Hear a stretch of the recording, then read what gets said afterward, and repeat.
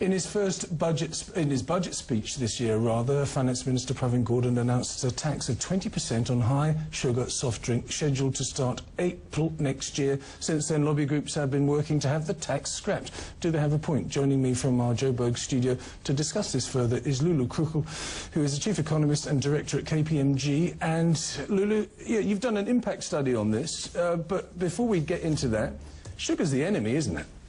Well, obviously we've, over the last couple of years, seen obesity levels in South Africa rising to quite astounding levels. So we know that there's a health issue, and I mean, not saying that I'm a healthcare specialist in any way, but there seem to be a lot of evidence out there that obviously excessive consumption of sugar is linked to the increase in obesity.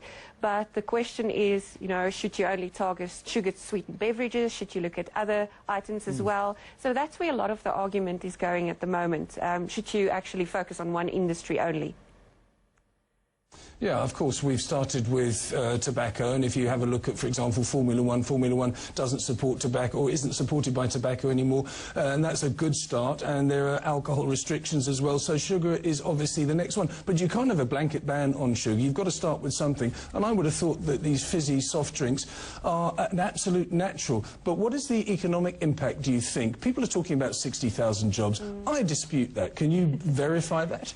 Well, I must say we, obviously, due to the fact that as KPMG we've done quite a bit of work and has quite a bit of interest in how this will play out. And first of all, I think if consumers will react and change their behaviour, the next question is around those job numbers that we've seen. And there's a couple of things that's important in coming up with that. There are assumptions around how people will change their behaviour. And before we thoroughly understand that, it is a bit of a guesstimate, I suppose, to come up with those numbers. But we've looked into it, and we're thinking that there is a possibility of around 40,000 jobs that could be lost. Part of that, or the largest part of that, of course, in the industry direct, and then the supporting industries, bottling and so on. And then also, if you look at the informal sector, the spaza shops and the smaller retailers and so on, that's another around 10 to 15,000 potentially. But the flip side of that is, of course, can these producers change their products to, say, move into lower sugar content products? And if consumers move back into that space and start buying that, will that really be the net impact of the job losses? So all of those factors needs to be taken into account. There is a point that there might be job losses if consumers really do change their behaviour, but there's still a little bit of work that needs to be done before we can get a proper answer of that. Yeah, I mean, like you're not a health expert, I'm not a soft drinks manufacturing expert, but I don't understand why you can't just bring the sugar level down a little bit, add a little bit of xylitol or some other artificial sweetener, put that on the can somewhere in small print so people don't think that they're drinking a diet drink, and just get on with it from there. There must be an adaptation, and the drinks business is very adaptable. It's been proven. Yeah, Lindsay, the counter-argument is that the industry is saying that they've been working with the Department of Health, and that they've actually have started to make some changes. They've agreed on the advertising side, for example, not to advertise to school children under a certain age. They are changing the composition of their drinks, but what they're also saying is that there is quite a bit of cost involved, and I think the big argument is it's not a case of the industry not supporting making or going to the market with healthier options. The question is just, will this tax indeed work? Will people change their behaviour? And up to now, in some of the countries that this has been introduced, we've seen mixed results. So I think the argument at this point in time is around, shouldn't we rather focus on other initiatives, education and so on?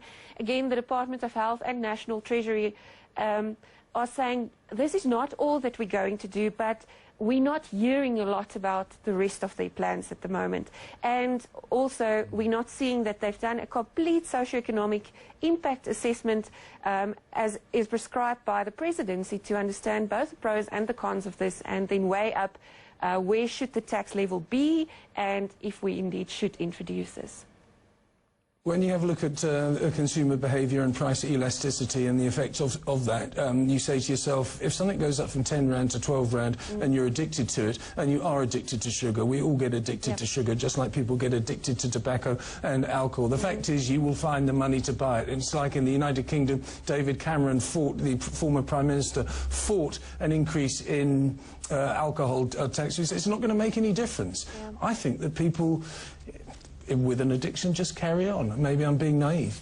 No, I think if we look at historically what has happened, for example, with tobacco and the excise around tobacco and alcohol, where we have a bit of evidence in South Africa, we've seen that it's typically not the problem consumers or the people with a problem behaviour that change their behaviour.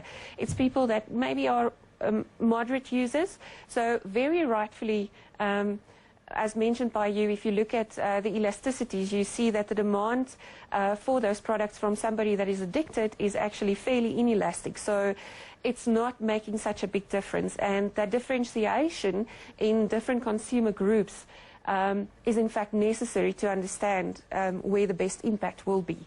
At the end of the day, Treasury also needs to have a proper grasp of what the cost of this is to the economy, the additional healthcare cost, because at the end of the day, the pure economic argument behind it is that there's negative externalities and you're trying to correct market failures in that way. But at the moment, the figures that are thrown around what this non-communicable diseases are costing South Africa is really not solid, and therefore the 20% tax, and whether that is the right level if they do in fact introduce the tax, is also something that is debated quite heavily. It's going to be debated, it will always be debated, but it's a start. Lulu, thanks very much for coming in this lunchtime. That was Lullu Krugel, who is the Chief Economist and Director at KPMG. That's all from us here in South Africa on Power Lunch. After the break, you can catch Power Lunch West Africa. I'll see you tonight for the Market Report.